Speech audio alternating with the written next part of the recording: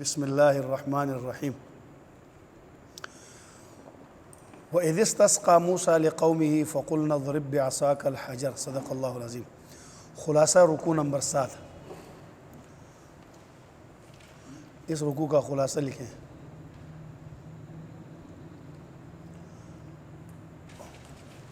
اگر کوئی کہے جی اس پورے رکوع کا خلاصہ 2 لفظوں میں بیان کرو تو وہ یہ ہے، خلاصہ رکوع نمبر 7۔ یہود کے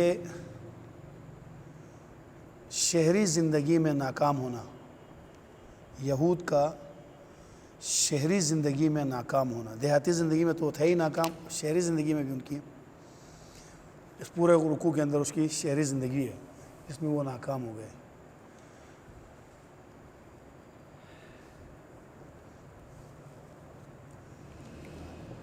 دیکھیں جی، وہ یہاں سے بنی اسرائیلیوں پر اللہ کی مزید نعمتوں کا تذکرہ اور ان کی ہٹ درمی اور سرکشی کا تذکرہ ہے کہ ان نعمتوں کے باوجود وہ ناکام ہو گئے۔ کیوں؟ وہ ناشکرے تھے۔ بنی اسرائیلیوں پر جیسے وادی طی میں اللہ جل شانہ نے صحرائے سینا کے اندر آسمان سے کھانا بھیجا، من اور سلویٰ، اسی طرح ان کو ایک دفعہ پانی کی خشک سالی آ گئی، بہت سخت موسم خشک ہو گیا، پانی بالکل ایک قطرہ بھی زمین پہ نہ رہا۔ تو انہوں نے حضرت موسیٰ علیہ السلام کے ساتھ بڑی بدتمیزی سے گفتگو کی اور انہوں نے کہا کہ موسیٰ اپنے رب سے کہہ دو نا، ہم ادھر پیاس سے مر رہے ہیں، پانی کا ایک قطرہ نہیں ہے۔ تو اگر پیاس سے مرے ہو تو اللہ کی وجہ سے تھوڑی مرے ہو، تم تو نافرمانیوں کی وجہ سے مر رہے ہو۔ حالانکہ انہوں نے بدتمیزی سے بات کی تھی، سچائی تو یہ تھا کہ بدتمیزی کے جواب میں ان کو غرق کیا جاتا، لیکن اللہ نے پھر ان کے اوپر احسان فرمایا، بدتمیزی سے پیش آئے۔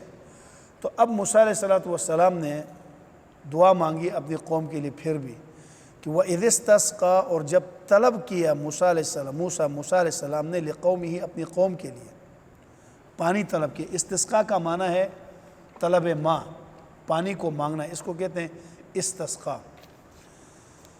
اب جب خشک سالی ہو، بارش بالکل نہ برستی ہو نا، توجہ ادھر رکھیں، تو امام اعظم ابو حنیفہ رحمۃ اللہ تعالی علیہ فقہائے اربعہ میں سب سے بڑے فقیہ ہیں، اللہ تعالیٰ نے ان کو بہت نوازا ہے۔ امام صاحب رحمہ اللہ بھی اس کے استسقاء کے بارے میں کہتے ہیں کہ اصل استسقاء جو ہے وہ ہے اللہ کے سامنے آہوزاری کرنا، گڑ گڑانا اور رونا ایک، اور استسقاء کا دوسرا معنی 2 رکعت نفل پڑھ کے اللہ سے پانی مانگا جاتا ہے جس میں صرف مسلمان جمع ہوں گے، کوئی شرک کرنے والا نہ ہو۔ نمبر 3، بعض اوقات ہر فرض نماز کے بعد بھی استسقاء کی جا سکتی ہے۔ تو معلوم ہو گیا کہ استسقاء کے لیے ضروری نہیں کہ صرف جماعت کی نماز ہی کرنا ہو۔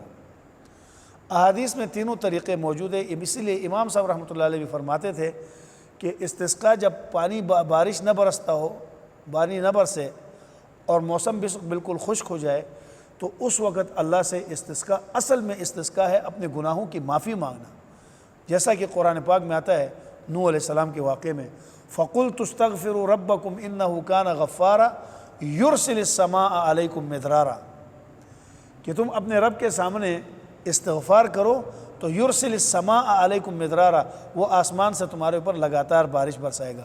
تو اس لیے یہ یاد رکھنا، یہ جو 2 رکعت صلاۃ استسقاء پڑھتے ہیں، استسقاء پڑھنا بھی درست ہے۔ اصل استسقاء جو ہے وہ توبہ اور استغفار ہے، گناہوں کی معافی مانگنا، اس سے اللہ بارش برساتے ہیں۔